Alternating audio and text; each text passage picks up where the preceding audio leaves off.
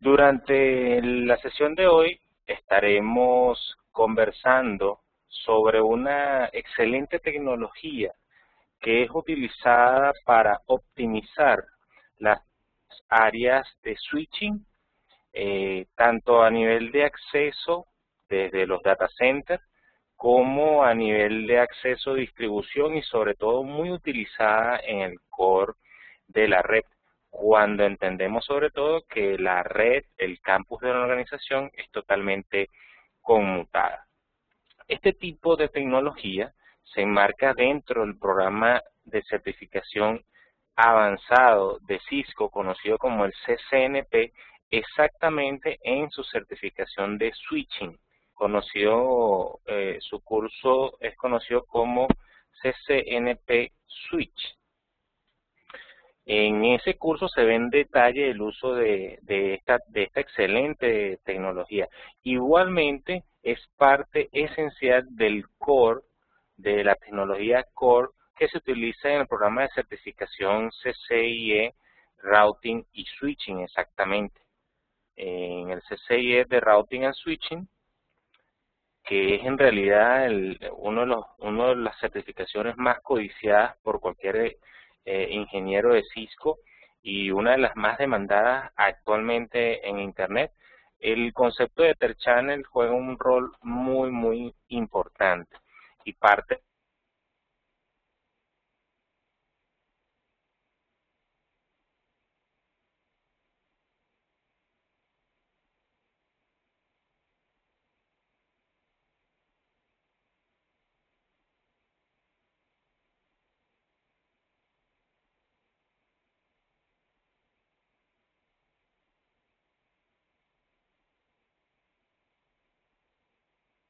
¿Qué significa Ether Channel? Ether Channel quiere decir agregación de puertos. El concepto de Ether Channel recae en la capacidad de utilizar un algoritmo para que distintos puertos de un switch, que pueden estar seguidos o pueden estar separados en el switch. Vamos a tratar de dibujar esto aquí rapidito. Imaginemos que tenemos un switch, sea capa 2 o capa 3. Hoy estaremos hablando de los switches a nivel de capa 2. Por ejemplo, la serie 2960 de Cisco, por ejemplo. En este caso, un switch, suponiendo tenemos 1, 2, 3, 4, 5, 6, 7, vamos a dibujar el octavo puerto que tenemos aquí. El concepto de el Ether Channel es agregar, agrupar, vamos a llamarlo mejor de esa manera, vamos a decirle agrupar, unir, hacer que varios puertos físicos se comporten como un solo puerto lógico. Imaginemos que estamos agarrando el puerto 1, 2, 3, 4 hasta aquí y todo esto se convierte en un solo puerto lógico para que un switch desde un extremo de la red pueda hablar con otro switch. Perdón, vamos a borrar esto que está aquí. Puede hablar con otro switch, vamos a hacer el dibujo, vamos a hacerlo gráfico. Siempre he creído que mientras más se grafique, el concepto llega de una mejor manera al estudiante, al participante. Imaginemos que este switch también cuenta con varios puertos. Vamos a dibujar 8 puertos. Bueno, nos quedan aquí 7 puertos. Y en este caso, el otro switch también tiene 4 puertos que conforman la agregación. Si lo vemos de esta manera, entonces esto va a ser un solo puerto lógico, aunque estamos tomando 4 puertos físicos. Ese es el concepto, agregación de puertos. Vamos a borrar todas las anotaciones para que sea mucho más fácil y subrayamos nuevamente. Excelente. Pasemos entonces a la siguiente definición de los fundamentos de Ether Channel. Otro aspecto fundamental del Ether Channel es, bueno, ok, ya entiendo qué es un Ether Channel, pero como todo sucede en el iOS, se necesitan una serie de algoritmos o en su caso protocolos. En este caso, Ether Channel se forma con 2 protocolos, o podemos podemos crear Ether Channel gracias a la existencia de dos protocolos. El primero de ellos es PAGP, Port Aggregation Protocol, el cual es un protocolo propietario de Cisco. Es una recomendación utilizar el protocolo propietario de Cisco cuando tenemos arquitecturas Cisco dentro de toda nuestra infraestructura. Ahora, si nuestra infraestructura es híbrida, es decir, tiene parte Cisco, parte Avaya, parte Tricom, parte Huawei, parte HP, que HP también está desarrollando switches y manufacturando switches, entonces debemos utilizar un protocolo propietario conocido como LACP, Link Aggregation Control Protocol, el cual es un estándar abierto. Es decir, Cisco nos permite crear Ether Channel utilizando su protocolo propietario, pero también nos permite utilizar un protocolo abierto como lo es el Link Aggregation Control Protocol cuando necesitamos conectar nuestro switch con otro equipo. Esto es, haciendo una analogía, es como trabajar a nivel de trunking utilizando el protocolo 802.1q, el cual ya es un estándar de facto para la implementación de trunking entre los switches, ¿no? Siendo el protocolo propietario de Cisco ISL, Interswitch Link. No se utiliza ya Interswitch Link, el estándar de facto es 802.1q. Continuando con la explicación de los fundamentos y los principios, vamos a realmente decir fundamentos, principios, puede sonar a lo mismo, vamos a hablar de características esenciales del Ether Channel. Para que exista un Ether Channel, las interfaces deben tener la misma configuración. Y aquí viene la parte importante del Ether Channel. Muchas veces cuando no levanto un Ether Channel que estamos configurando, es porque normalmente pudiera presentar distintos valores a nivel de las interfaces. Cuando esto pasa es porque quizás una interfaz tiene un valor auto o tiene un valor definido en la velocidad del puerto. Es posible que la interfaz tenga una velocidad distinta, esté configurada en modo full duplex y no en modo duplex. Es decir, las interfaces deben tener la misma configuración para poder hacer una agregación de puertos, para poder formar parte de la agregación de puertos. Algo bien interesante es que el Ether Channel a nivel de capa 2, que es el que estamos estudiando el día de hoy, da soporte, vamos a decir que da soporte al caso del Spanning Tree Protocol. Recordemos que el Spanning Tree Protocol es un protocolo que existe para evitar loops de switching. Por ejemplo, si tenemos, vamos a crear mejor una pizarra. Si tenemos un switch aquí, tenemos otro switch aquí y tenemos otro switch aquí. Si nosotros los conectamos en cascada, no vamos a tener problema. Es decir, si yo conecto este con este y este con este, no vamos a tener ningún problema. El problema se presenta cuando conectamos los tres switches y cerramos el ciclo, permitiendo que un paquete pueda estar dando vueltas en la Internet.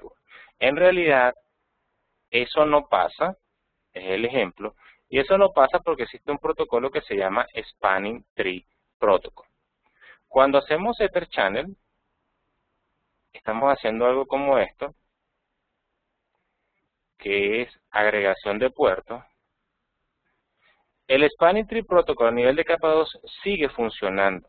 ¿Por qué? Porque hay un loops, sigue funcionando el concepto del Spanning Tree Protocol. El Spanning Tree Protocol dentro del Ether Channel busca automáticamente cerrar uno o dos o tres puertos para evitar el loop. Porque aunque estamos agregando Ether Channel, el loop a nivel de capa 2 sigue funcionando, sigue generándose, y para eso entonces tenemos Spanning Tree Protocol. ¿Cómo podemos evitar ese comportamiento por defecto de Spanning Tree Protocol? Elevando nuestro Ether Channel a nivel de capa 3. De lo contrario, siempre vamos a tener ese inconveniente del Spanning Tree Protocol. No digamos un inconveniente, en realidad es una mejora. Digamos que es una deficiencia en el diseño de una red conmutada, porque cuando hacemos agregación de puertos, nuestra intención es generar mayor ancho de banda, mayor velocidad en las interfaces y obviamente incrementar el rendimiento de nuestra red. La idea no es que se bloqueen los puertos para que todo el tráfico pase por una sola infraestructura o por una sola ruta. Ok, continuamos. Otro aspecto bien interesante del Ether Channel es el balanceo de carga. El balanceo de carga lo ejecuta el mismo algoritmo que se utiliza para el Ether Channel. No es un balanceo de carga, por decirlo de manera igualitario. El balanceo de carga toma sus propias decisiones y pudiera cargar de más tráfico a una interfaz que está dentro de la agregación de puertos y quitarle tráfico a otra. Pero es algo que genera el mismo algoritmo y se basa en la dirección origen, así como en las direcciones de la MAC. Otro aspecto importante es el uso de Ether Channel, el cual se utiliza normalmente entre switches, pero quizás muchas personas desconocen que el Ether Channel puede ser también a nivel de servidores, es decir, mi data center yo puedo incrementar el rendimiento, la disponibilidad de mi data center colocando o instalando Ether Channel en los servidores. ¿Cómo es esto? Vamos a crear una nueva pestaña y conocemos entonces, según lo que hemos hablado hasta ahorita, un escenario número 1, vamos a escribirlo aquí. Escenario 1, switch con switch, switch, donde tenemos un switch que hace una agregación de puertos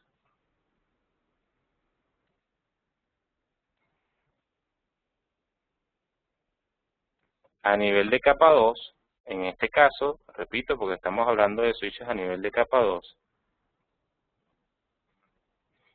genera una agregación de puertos. Sin embargo, tenemos otro escenario,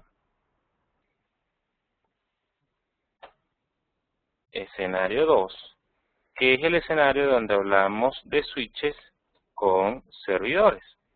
El servidor es algo muy importante, el servidor es el que debe soportar Ether Channel y debe tener las interfaces físicas para soportar esta agregación. Observemos un primer caso dentro del escenario número 2, donde existe un servidor, supongamos que este es nuestro servidor de base de datos, nuestro servidor SQL, por ejemplo, o Postgre, o MySQL, cualquier base de datos que queramos utilizar, y tenemos una interfaz. Normalmente los servidores tienen interfaces de 1 GB. Hoy en día estamos hablando de 10 GB en la LAN, y es posible que ya muchos servidores soporten esa velocidad, costosa aún, pero posible. Y nuestro switch, lo más seguro es un switch también Giga Ethernet, está enviando data a 1 GB. A 1 gigabit por segundo. Hay algo bien interesante. Si nosotros utilizamos, en este caso ya con gigabit estamos hablando de comunicación full duplex, ¿verdad? Si nosotros le decimos a este switch, por ejemplo, tiene la capacidad de soportar otra cantidad de interfaces, vamos a colocar los valores del lado izquierdo. Si este switch tiene la capacidad de tanto el switch como tal, el switch tiene la disponibilidad de puertos y el servidor cuenta con interfaces adicionales y adicionalmente con el software necesario para hacer Ether Channel. En este caso es posible que sea un Ether Channel con Link Aggregation Protocol, dado que en este caso es posible que se cuente con servidores de otra marca, IBM, HP, por ejemplo. Entonces, el servidor también pudiera tener una agregación de puertos, quizás cada uno de 1 GB. Entonces, en vez de contar con 1 GB, estaríamos hablando de 4 gigabits de comunicación hacia el servidor. El escenario de esto es que la capacidad que tienen los servidores de ofrecer redundancia, o el Ether Channel de ofrecer redundancia. Y para finalizar esta primera sesión y pasar al área de preguntas, tenemos la capacidad o el diseño como tal. Cuando diseñamos Ether Channel, tenemos y podemos ver el Ether Channel como una tecnología que da soporte a interfaces de trunking. Es decir, si tenemos entre dos switches o entre un switch y un servidor, porque recordemos que el trunking no solamente se da entre switches, se puede dar entre un servidor, entre un servidor y un switch, podemos tener un Ether Channel y sobre ese Ether Channel creamos un trunking de capa 2. También soporta interfaces de acceso. Podemos crear Ether Channel, por ejemplo, un servidor pudiera no estar en un escenario de trunking, pudiera simple y llanamente estar funcionando como un equipo que va a acceder a la red. En ese caso, es muy útil el concepto de interfaces de acceso o Ether Channel, interfaces de acceso. Y ya otra característica es la capacidad que tiene Ether Channel de soportar interfaces de switches bajo el concepto de puertos enrutados, es decir, donde un puerto de un switch se convierte en un puerto de un router. Por eso coloco aquí interfaces de capa 3. Este ejercicio, o este escenario, lo vamos a ver la semana que viene. Vamos a habilitar entonces la encuesta. Tenemos una encuesta, 5 minutos para responderla y al finalizar responderemos cada una de las preguntas para pasar a la siguiente sección. He abierto la encuesta, recuerden hacer clic en el botón Submit para cerrar la encuesta. Tenemos 5 minutos para responderla.